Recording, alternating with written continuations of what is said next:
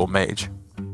Maybe not to that extent where it would completely delete their turns, but it does make a lot of things very awkward, right? If you can time the Neophyte going into the Skull turn, that's always a classic to give Demon Hunter a huge headache. And then the Ogremancer coming down after you've seen a big clear card often means that it's really tough for them to deal with the 2/2s, right? Because traditionally Demon Hunter just saves up if they see an Ogremancer for a turn where they want to play all their spells and then end with Immolation Aura, so you immediately kill the 2/2s after.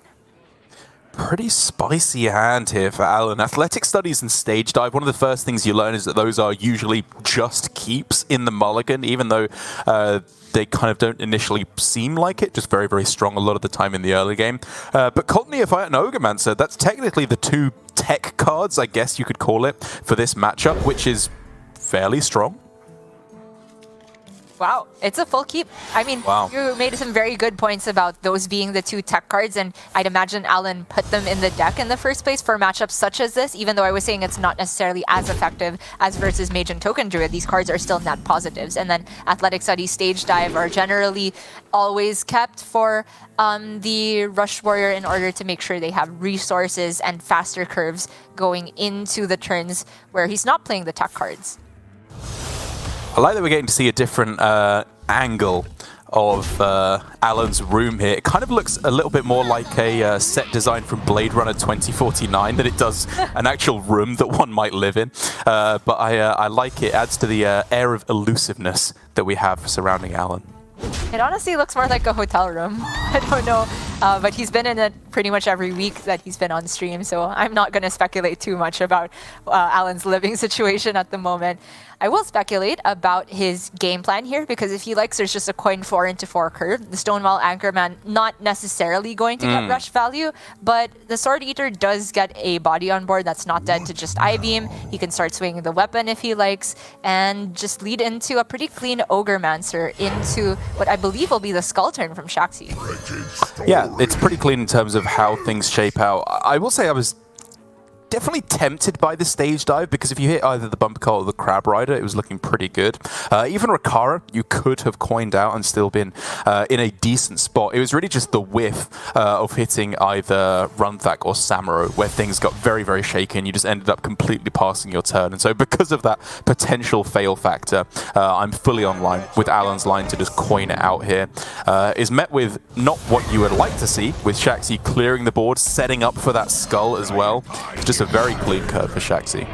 Yeah, Shaxy getting the nice clear on the minion there is pretty big, and Alan chose to lead off with a minion with higher attack, which is just like the higher pressure line. It just so happens though that Shaxy needed a minion to clear it, so had Alan gone for it the other way around, if Shaxy did value clearing the Sword Eater, then Alan would have gotten a draw, but that's not to say that Alan's line was incorrect. Obviously, Shaxy just wants to skull next turn, so all he has to do is say, what's going to be the highest pressure for me in the next turn, and what am I most worried about? And that's got to be Ogremancer.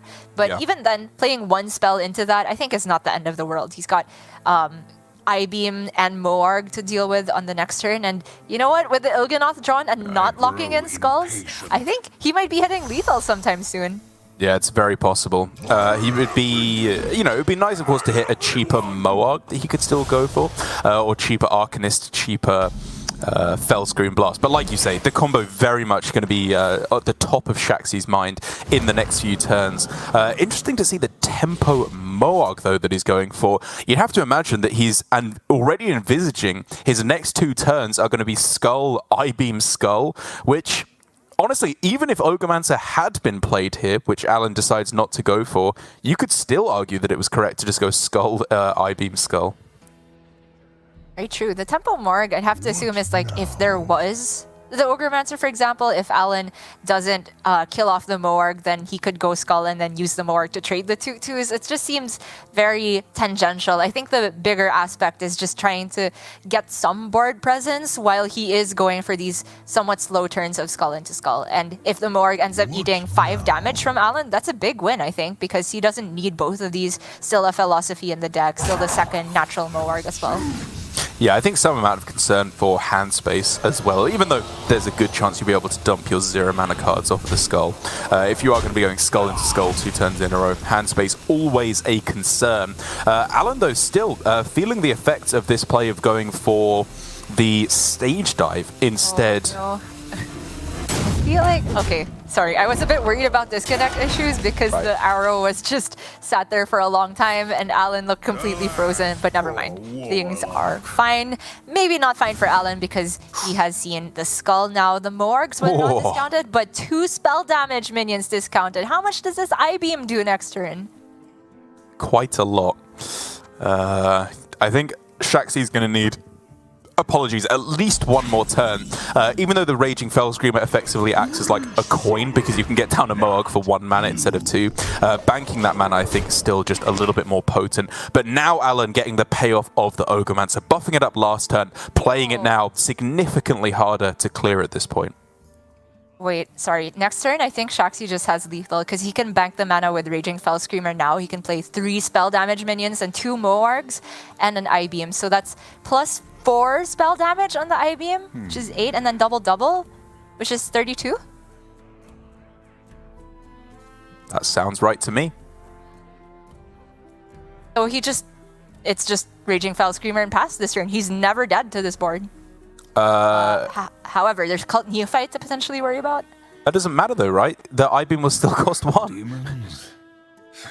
Demons. Oh yeah. As long as you can play everything anyway, it's essentially just guaranteed. Unless you're looking at lethal capabilities, of course. If your maths is correct, which, you know, it usually is, I'm going to trust you on this one. Time grows short. I'm pretty sure, because 1 more would cost 0, and then the other one is 2, which is 6, and then he could play Og Merchant, the 2 spell damage minions, and have that last 1 mana on 8 to go for the I-beam. But he's used the I-beam now. So, oh, but he's hit Fell Scream. Okay, fine, Shaxy, sure. It was actually 28 damage, right? Because you have plus 4 spell damage, which only brings it up to 7, right? Oh, you're so right, it's yeah. 14, 28, not 32, which is a big difference, of course. Yeah. Alan would have just been able to hero power out of range. Good catch, good catch. So Shaxy's line is better to find the skull, and if you just hit any Fell Scream Blast, even if it's not discounted, you get the lethal. He hits Immolation Aura even to deal with the 2/2s. And Alan has no way out. He doesn't know it, of course, but this is what Demon Hunter does sometimes. It's just straight up over. The Raging Fell Screamer acting as a coin. I mean, I don't even think you'd actually even need that. You still just have lethal with the Moog, Thalnos, Arcanist. A bunch of ways that you could go about it on this turn, all of which lead to your victory. Demon Hunter getting the win right out the gate. Little that Alan could do. It's a frustrating loss to stomach, but that's the way the cookie crumbles sometimes. Just cute to see the Raging Fell Screamer used as a coin, and it's not just to be flashy as well. The full board space used. Yeah, I mean, it's kind of to be flashy. He had lethal either way without playing the Fell Screamer, but either way, it is still, as you say, a cool interaction that we don't often get to see in OTK Demon Hunter. Rush Warrior, again, looking a little bit slow out of the gate, as we have been seeing. It took 3 losses in the last series. Of course, did win for Possessi right out of the gate in his 3-0 sweep against Tom at 60229. But taking a little while to get rolling. Admittedly, though, I think the Warrior will have at least a better matchup against the Rogue as one of the remaining archetypes for Shaxy alongside his Druid, as we can see. Yes, that would be kind of the X factor here, the Druid, because we did see Alan. I'm not sure if it was that specific matchup, but there was a Druid versus a Rush Warrior with double Ogremancer, double Neophyte that absolutely demolished the token Druid. These 2 cards feel very, very powerful in that matchup because they have 0 minion presence that doesn't come from spells. Even Mage can get some minions if they preload the Font of Power before that, and for token Druid, in the face of an Ogremancer, if they have nothing pre-developed on the board, there's very little they can do to come back. So I think Alan has good matchups on the Warrior all around. I think so too. It's looking still reasonable for Alan. For Shaxy overall. The Warrior definitely could be in a good spot against the likes of the Druid, but I still have my questions about whether or not the Ogremancer is quite enough to get the job done. Yes, if you draw it, it's insane, but we'll have to see. If any matchup he was taking for, it is this one, Warrior against Druid, as we are going to see Shaxy lining it up now. Bit of a different build, one resizing pouch, one guidance, one Pride's Fury, one Soul of the Forest. I mean, even without having seen any data, I am almost always a fan of just going for lists that run more 2-ofs than more 1-ofs, especially in a list that's as tight as Token Druid. It does the same thing every single game. So you can, I think, probably in the end deduce that one of these cards is better than the other. It feels like it to me. I mean, this is very Shaxy though, if anything, because we're seeing the same thing from the OTK Demon Hunter. We had one Spectral Sight, one Acrobatics. If anything, maybe it gives your opponent more things to think about in terms of what to play around, and you can take less consistent wins here and there because of that, but I would say I'm also a fan of the streamlined list. The one resizing pouch, as we've talked about, is often powerful on turn 1 to pull you very likely a Lightning Bloom or Innervate, and then the guidance is in there. You'd have to imagine to give him outs like what he was running the Relentless Pursuit for, things like Feral Rage and Moontouched Amulet, if he just needs a bit more damage to get over the line.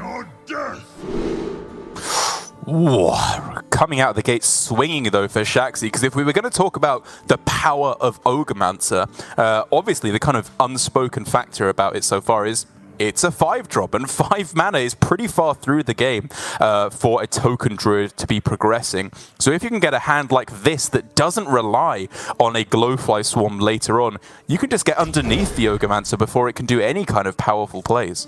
Oh, the Power of the Wild too. I was gonna say the only thing Shaxy lacked with that hand was a buff spell for all the Gibberlings that looks like it's gonna pop off on turn 2.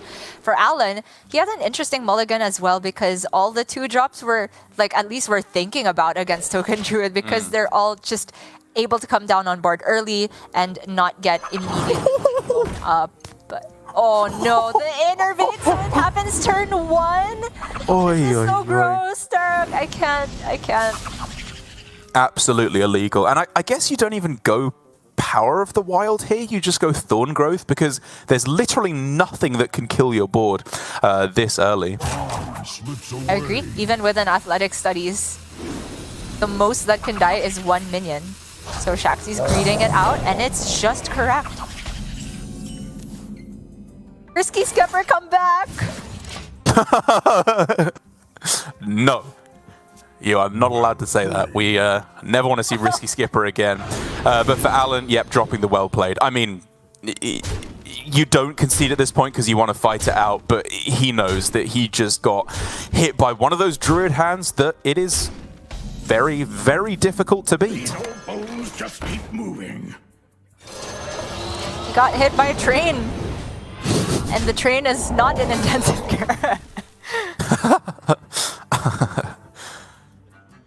Oy, oy, oy. Lunar Guess.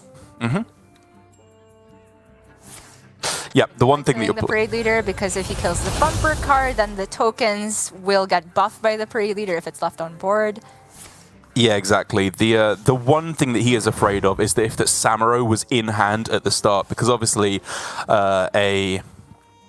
conditioning was played, which means that Samuro would have 2 attack, and therefore trading away everything that has 2 or less health, I think, is more important than taking value trades here.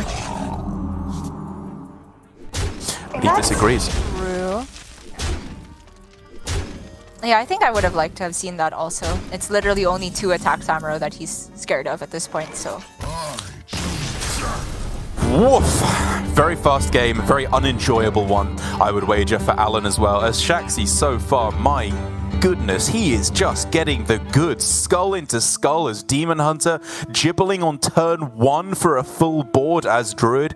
It's only the Rogue left to go, and I would be willing to eat my hat if he doesn't go Octobot, field contact, 20 minions played, draw his deck lethal on turn 5. Oh man, Derek. What kind of hat is it? Is it Monsanto type? Is it No Hands Gamer type?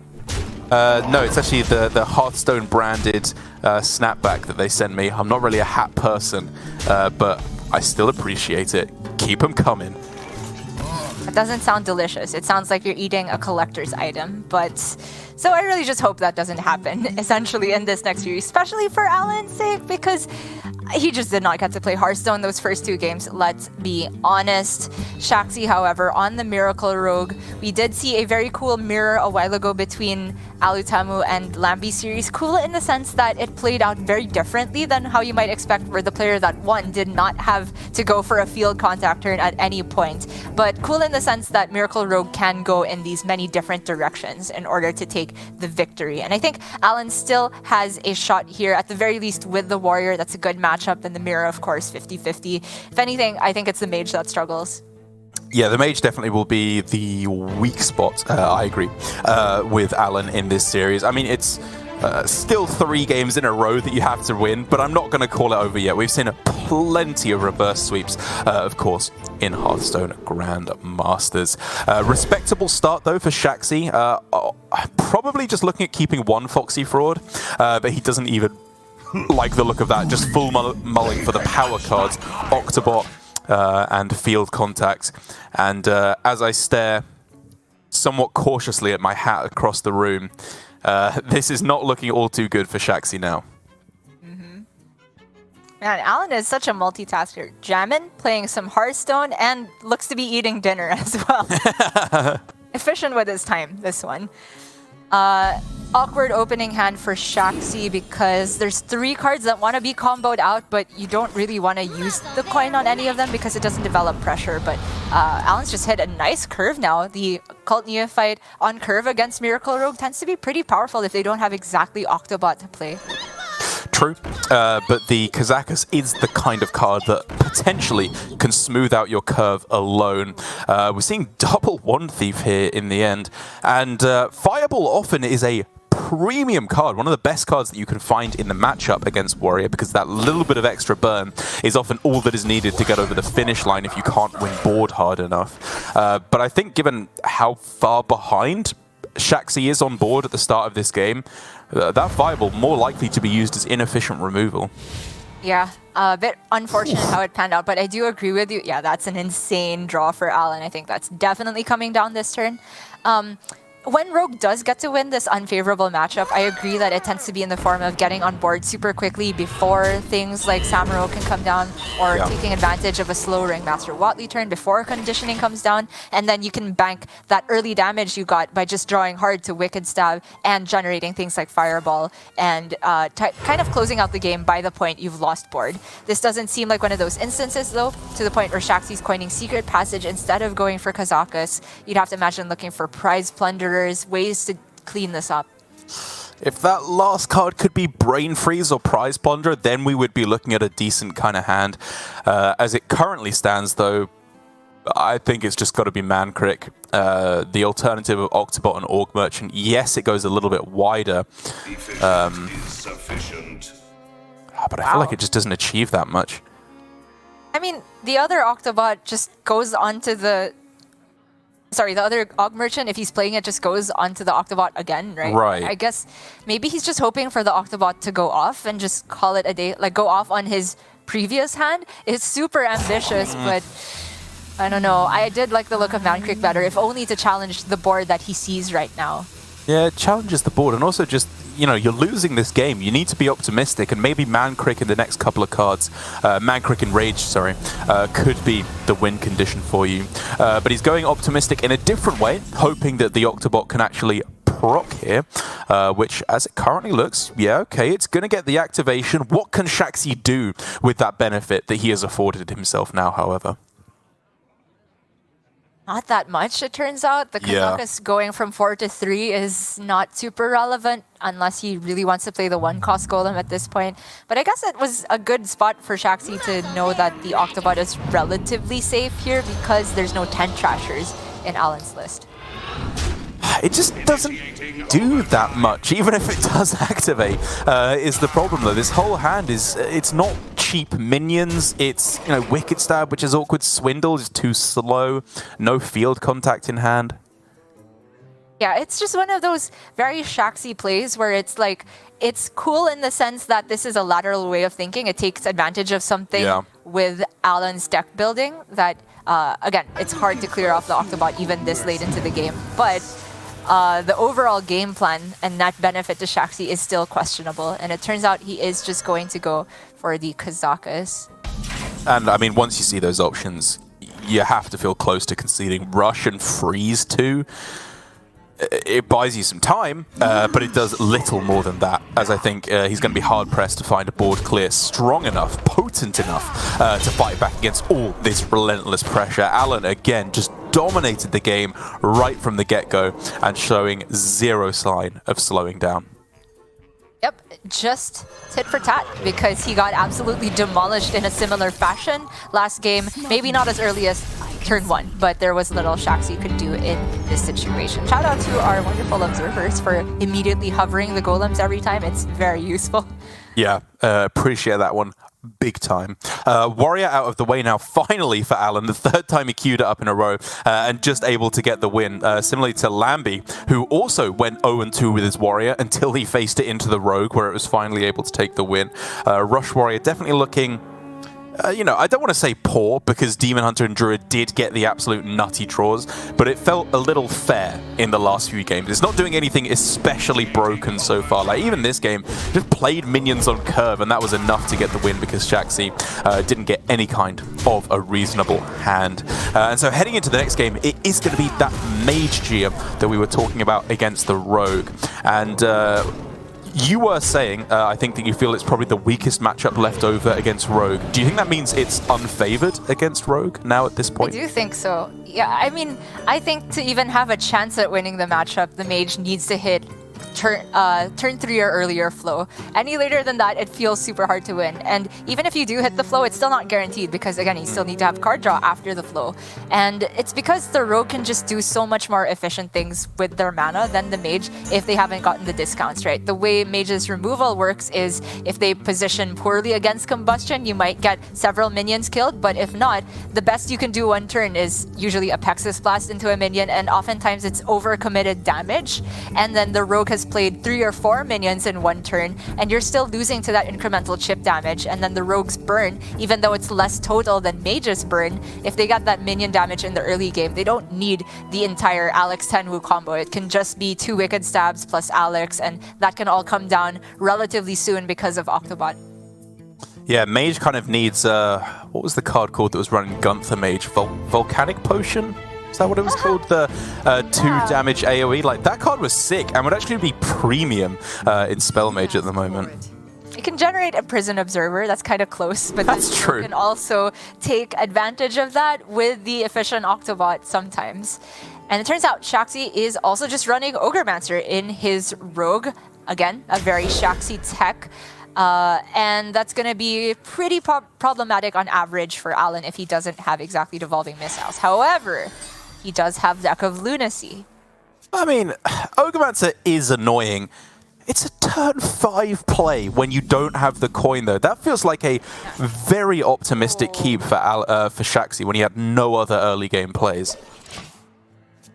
It did feel quite a bit optimistic, and not going Prize Plunder on 1 is honestly a little bit interesting to me, but then you can see for this hand he just wanted to activate the One Thief, but in other situations I do like tempoing that out against Mage quite a bit. Alan going for flow here, doesn't have the time to go Lunacy into flow, and even though it shuts down the possibility of getting the Grand Slam, still gives him very powerful cards on average, and I do think this is a Lunacy game if I've seen one. I do think so too. I think the with Refreshing Spring Water. I was going to say the timing of when you go for it is a little bit difficult. Like, you could go Combustion on this turn to just deny the Octobot proc entirely. But when you have the card draw to go with the Deck of Lunacy, on average, I think the things that you are doing with Coin Lunacy is just far more powerful. Yeah, that Spring Water draw off the top has eliminated any doubt. I would have heard the argument for Combustion if not that card. I think it still could have been Coin Lunacy into Arcane Intellect, but this is just better now. And Shaxy hunting for Mankrik, you'd have to assume. Swindle, One Thief is still good outcomes on average, though. That's true. He could start with Swindle first in case he hits Org Merchant, and then he'd be able to play both of them, which I think is probably worth. Yep. There you go. I guess that card is, yeah, opportunity. You see it enter the hand. Only question is whether he wants to play the Shadow Step as well. I don't think there's anything of huge value to step currently on the board. I mean, it goes back in the deck if you don't play it though, right? So, like, even if you step that won't even keep it in hand, like, I think I'd rather draw different cards that aren't Shadow Step at this point, but he disagrees. It's fair. Yeah, seeing how the opening hand looked again, Shadow Step off the top did not look particularly strong. No field contact to really pop off with. Okay, oh wow, that's some opening cards to get off of Lunacy. My goodness. Yeah, not necessarily on this turn. I think you want to wait until something a little more impactful does come down, but still very, very interesting offers here for Alan as he can think about how he wants to structure his next few turns. Hellfire as well, expendable performers. This board is gone next turn. Unbelievable. All the 7-cost cards, well, nearly all of them have very powerful board clearing effects. We can see 2 of the best examples in Soul Mirror and Expendable Performers. And because of the nerf to Springwater, if you start with the Incanter's Flow, then you're actually turning the Springwaters into 7-cost cards off of Lunacy. And yeah, Alan did take the entity off of the Ring Toss, which denies the card. Shaxy Cap, not fully denies, but it checks it so cleanly. Yeah, I think it's just so nicely done by Alan. Both secret picks there working absolutely perfectly for him. Shaxy looking to be in a fair bit of trouble now because not only is there the immediate board clears that Alan has plenty of ways to get going for himself, there's also the healing. That is really the nail in the coffin for Shaxy. At this point in the game as Rogue, you can kind of hope to get there through burn. Alex, Tenwu in hand, if you can survive long enough, you can definitely get there. But against Librams of Hope, no chance. Just a bit confusing how to approach this turn because there's like worlds where you get baited by Soul Mirror getting super greedy, but then the Soul Mirror would spawn the 2/2 and it's tough to clear the Ogremaster in that sense. So just gonna go Expendable Performers and then trade away with the Relentless and the Ogremaster into the one on the left. And he's under very little pressure by this point, right? So he can use any of those powerful cards later after getting rid of this one little headache. Whoa, whoa, whoa. Oh, he's going for Hellfire and then that reprocs the Performers. That's pretty clever. Enjoy your In the other order, he would have lost his guys. Yeah, yeah. And then just plays Day at the Fair to get it out of his hand, I guess? Really? He's not really worried about hand space here. that was a little weird. One. Like, he could have just saved the Hellfire, right? And then traded in all his guys again and then ended with Day at the Fair? Yeah, I don't know what happened there. Did he get his guys back? Because he started with 6 and not 7. Maybe he thought he wouldn't get them back. Yeah, let's play Guess How Alan's Brain Farted, because it could be he thinks that it was like a buff spell instead and was going to buff his guys up. I mean, either way. The sermon, you mean? Yeah, exactly. It could have been something like that instead. But either way. He's still just winning so hard, even without the skull. Yeah, but, I mean, he is just mega, mega winning. No two ways about it here. Vile Call, or whatever those 2/2s that you get are called. Very, very powerful. And I mean, just the final nail in the coffin, Celestial Alignment as well, will make things so difficult for Shaxy to answer. Yes, they can play Alex Straza for 1 mana, or whatever else. But the important thing is just that they will be unable to answer your board. What makes something real? I don't even know if he needs to go for alignment at this point. Sure. Like, he kind of just can win off of Mask, but Jarla line's always flashy. And about an average Jandice, but it walks very poorly into combustion, as Jandice does tend to do. Interesting. I was going to say he could go for replaying Jandice here with Mana Biscuit and Tenwu in order to basically try and find exactly Raz. But Shaxy here looks like he's trying to hold on to Alex Tenwu Shadow Step for a 24 burst damage combo. I respect it. His opponent is at 24. No signs of Libram of Wisdom yet. I guess that's arguably more likely to win him the game than the board control route. Definitely arguable. You just cannot tell you what's going to win against Lunacy. This many cards drawn. It could be that both lines get completely checked, as it so happens that Alan has access to. Combust doesn't let him go for Libram of Hope, sorry. So just like Siphon, Libram, Power Infusion definitely seems stronger. Yeah, I mean, so many ways to go about it here that will get you the win. I think he's very possibly ending on Celestial Alignment here, just because I think if anyone... if both players are just playing one card a turn, Alan undeniably pulls further into the lead with Librams of Hope. And even though Shaxy has some pretty cool plays with the Mana Biscuit giving him +1 mana, it's still just not quite enough to get the win. Even with Octobot, okay. I mean, he's just dead. Yeah, if he weren't dead though, that'd be pretty cool. Yeah, it would be like another Shadow Step for the win there to deal over 30 damage, which would be pretty impressive to see. But Alan getting the win with the Mage, the potential weak point in the lineup, and it leads us up to, once again, Rogue versus Rogue for the final game of the series. Indeed. This series felt like it flew by compared to the last two ones, maybe because nobody's really in danger of relegation here, but also because the players have been drawing either the absolute giga nuts or completely dead hands. Or not dead, but to the point where their opponents just can't do very much. It was the Token Druid turn 1 Gibberling pop-off, then it was the kind of very reactive hand from Shaxy that didn't do very much on the Rogue, and then there's just these types of Lunacy games that even when Alan's brain farted a little bit, it made no difference. He did not need the day at the fair whatsoever. Yeah, exactly. Just so far in the lead already at that point. And in the Rogue versus Rogue game, taking a look at the list, as I think we will be able to see Alan's Rogue before we head into the final game. It's pretty much standard stuff versus standard stuff. I think the one difference being a Penflinger for Alan over a Guardian Org Merchant, which is kind of interesting to see. Again, I think it makes little difference in the Rogue mirror, but I will admit that there are times, if your opponent doesn't have the removal spells, when going for going for Org Merchant on your own field contact, your own important minion, can be a big deal, because they don't have the mana to spend on removal spells to clean off your Org Merchant, field contact. Yeah, so many little intricacies to keep track of when it comes to this mirror. The Vanessa Van Cleef is always one that I like to bring up, because you do have to think about the ordering in which you play your cards. A lot of the time, you can't really play around her because you plan on ending the turn with a Shadow Step on Jandice, something like that.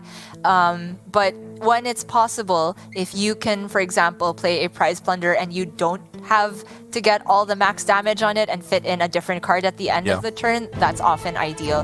Very little things can make a big difference in the matchup, but sometimes it can also just go in favor of the player that hits the first Octobot, as we saw with Alutamu and Lambi series a while ago. So I expect that card to be the #1 keep in the mulligan, and none of these other garbage. Yeah, don't want any of this nonsense. Like, Swindle on the Coin is a card that I toy around with occasionally, but just given the power of minions on curve versus Rogue, especially if you can find Octobot, I am usually a bigger fan just getting out of the way and looking for the power cards on curve, as Alan has found. This is the kind of hand that you are looking for. My goodness. Yeah, he has field contact and Vanessa and Swindle, so this could be a huge contact pop-off turn if the Octobot could just go off. And coining it out has traditionally been a pretty decent way to get it to go off, but Alan disagrees. Yeah, it does of course make the rest of his hand a little more awkward, as it was fairly combo reliant, using the coin as a big deal. Big fan of just throwing out the Octobot here though, even though it trades pretty poorly in terms of its stats against the Cult Neophyte. It's just very, very likely to survive, or just to get the proc and get the Frenzy active. But now for Shaxy, with the pickup of exactly Wand Thief, you can just dig for Devolving Missiles if you want to be pretty aggressive and go for Shadow Step first. And it looks like he's going for that out. Wow. Honestly, I was kind of resigning myself to killing the Octobot and then stepping the Cult Neophyte just to activate the Wand Thief, but that's just how much this card matters in the matchup. I think off of Wand Thief, the odds of getting any one specific spell you want is around 9%, so it's super unlikely. Oh, he has the backup, though, of being able to find the Prize Plunderer, which will be able to kill it off. He misses that as well, though, and so just has to resign himself to going for the Wand Thief. And to be fair to Shaxy, if you were going to go for a game plan of 100% or the highest likelihood of killing off the Octobot, I think he found a very clever line to do so, but it didn't work out, and now he's looking in some big trouble. And it's not as though he went all in to do it. It felt very all in, but the nature of the rogue cards he did end up playing is that he still has Kazaka's on curve, and so he wasn't going to need the passage for quite a few turns because you do expect him to take the 5-cost golem and curve into that. And the Wand Thief still generated him things to do. But you can just see how much he values denying the proc. That's just how important it is in the matchup, because as soon as Alan, I assume, just gonna kill off the Cult Neophyte and Dagger here, when that's over, the floodgates are open. It's a huge pop-off following this. Initiating overdrive. Oh. Wow, okay. Going for double discounts, so he Yeah. the Octobot, can still get the Dagger down. Plays the Vanessa so that he can cheapen the Wand Thief as well for the field contact turn next turn. You think he's going to discount it himself with the Aug Merchant, or say that if he couldn't deal with it last turn, it's going to proc again this turn? I think he was thinking about holding it back entirely just so that you can go Octobot plus Aug Merchant next turn on the turn you play field contact for an extra draw. Okay, this is... I'm so confused now. What He's happened? getting Jandice down! This turn, okay. I didn't even see that as a possibility. That's so sick. Yeah, me neither. I didn't... Oh. Obviously, it's very, very powerful, right? Jandice super early, but you leave a 3-1 on board, and then... Okay, it's still good, right? Because the field contact still gets to pop off with all these discounts. It's Jandice on turn 3. That's pretty good. Okay. I don't think I ever even saw that when it cost 5. Like, this is uncharted territory for Jandice at 6 mana. Absolutely absurd. And, of course, Shaxy making the correct read there. And for Alan, if you thought he'd kind of gone all in on this early push and left himself with little backup, ho, ho, ho. I have news for you, my foolish friend.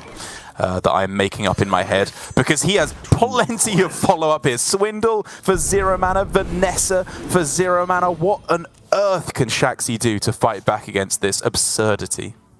Very little. And the Vanessa gets him a Kazakas, which is not active but doesn't need to be at the moment. And Mazaki's got 1 billion spell damage on it. Even if he ships this Wicked Stab face, I wouldn't be mad, but I don't think that's the line. It's probably something like Cult Neophyte. Yep, I'm on board with the Neophyte to reduce the reactivity of your opponent. Obviously, you're afraid of Golem in the most part, but I think even then, just developing as much as possible is the best way to play around the Golem, because if they have Poisonous plus deal 3, you want to make it as difficult as possible to hit the Mazaki. I will do that for you. Hits the Wand Thief, perfect mana utilization. You'll love to see it. Care to make a wager, friend? Misses on the combo card to go with the Foxy, which is kind of why I was interested in the Cold Neophyte. But again, if you do just kind of compare these two, if your opponent is extremely likely to play Golem anyway, then very arguably keeping the Cult Neophyte in hand, even if you knew that you weren't going to draw a combo card, would be better. And Shaxy did manage to hit, of course, the Poison plus deal 3, misses the Mazaki, and just packs it in right there. Alan completing the reverse sweep with Shaxy losing 3 times in a row on his Miracle Rogue. Alan has got to be feeling over the moon, because he is now out of that 7th, 8th placement range. He's not going to be getting that guaranteed loss heading to playoffs. And now, as strange as it seems for a player who was potentially looking at relegation a couple of weeks ago, or even last week for that matter, he could now finish in 2nd place if he wins this week.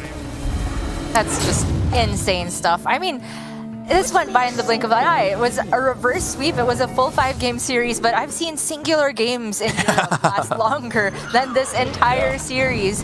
And Shaxy, we can see it right here in the replay, right? Not only did he miss the Mozaki, he missed the field contact too. So I think it's super reasonable for him to pack it up there. He knew about Kazakusis